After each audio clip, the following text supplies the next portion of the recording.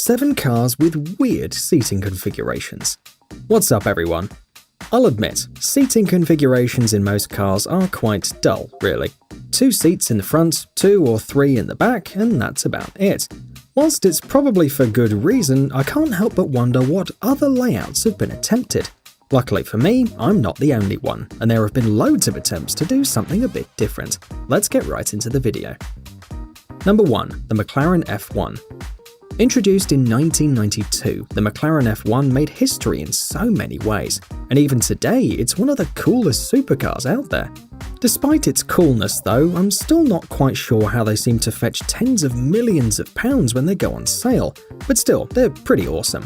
Arguably the best feature that premiered on the F1 was the unusual but rather sensible 3-seat configuration, with the middle seat being the driver's one. The F1 has in fact a central driving position, and passengers sit on each side of the driver. This was highly controversial in the early 90s, and still is, but it makes perfect sense.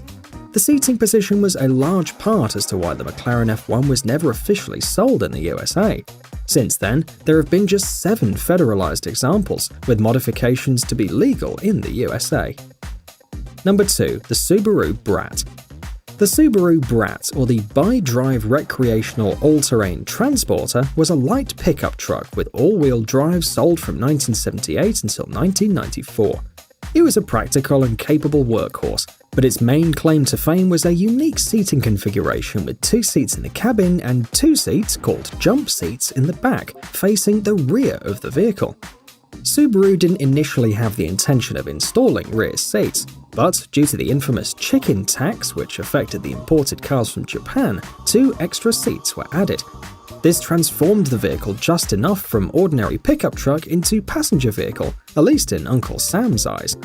This meant that the 25% import tax was no longer imposed on the Brat, and Subaru paid only 2.5%, which kept the price of the vehicle down and ensured its popularity on the American market. Number 3. The Fiat Multipla.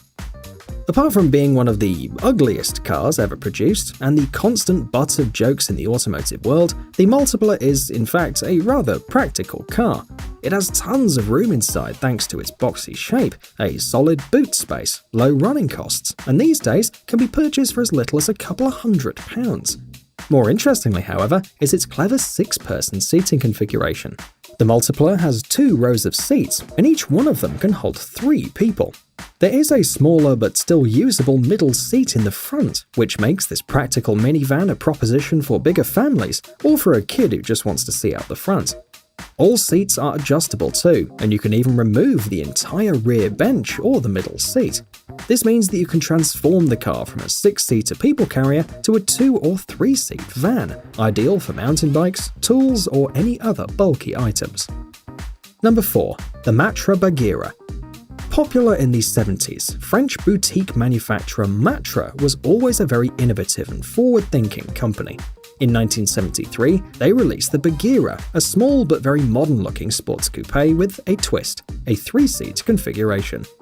Even though the Bagheera was a tiny car, designers managed to install 3 seats, which could accommodate 3 adults. The driver's seat was a bit bigger, but the 2 passenger seats were still very usable. The car surprised the automotive public, and it didn't take long before it was known as the sports car in which you can take your wife and your mistress on a weekend trip. Number 5. The Renault Twizy. A step above a 50cc scooter sits the innovative Renault Twizy.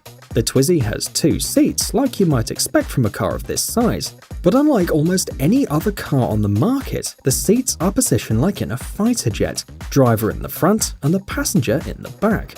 Of course, there isn't a lot of space in the back, and it's a little dark, but still, it's way better than walking, and a great way to transport 2 people over short distances.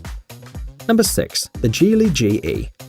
If you're not familiar with the Geely GE, I don't blame you, unless you live in China, in which case, how are you even on YouTube?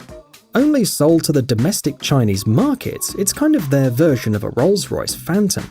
It's big, opulent, luxurious, and reserved only for the elites. Interestingly, the GE is so luxurious that it's sold as a 3-seater vehicle, which is unheard of in this class. In the front, there are 2 seats, like in most cars. However, in the back, there is one single seat, essentially what's a big leather armchair for the passenger to sit in. Despite being an undoubtedly luxurious experience, we reckon it might get a bit lonely in the back. But if you're the sort of person that doesn't like to share, it might just be the car for you. Number 7. The BAC Mono. Probably the most intense sports car experience you can get in a car is behind the wheel of a BAC Mono. With over 300 horsepower at your disposal, a sequential racing transmission, perfectly tuned suspension, and just over 500 kilograms of weight, the BAC Mono is pretty out of this world. So is its price tag, sadly, at more than £165,000 brand new. Its single-seat driving configuration is pure race car though, and people who've had the privilege to take it on a track say that the experience is incredible. Still, that's a lot of money for a single-seat track toy. For the rest of us, it'd be cool if Caterham or a similar brand could do something with this seating configuration for say £40,000, right? That's got to be possible. So, there you are. What cars did I miss? Do you know of any other cars with even weirder seating configurations? Let me know in the comments below, and don't forget to like or dislike the video. Cheers!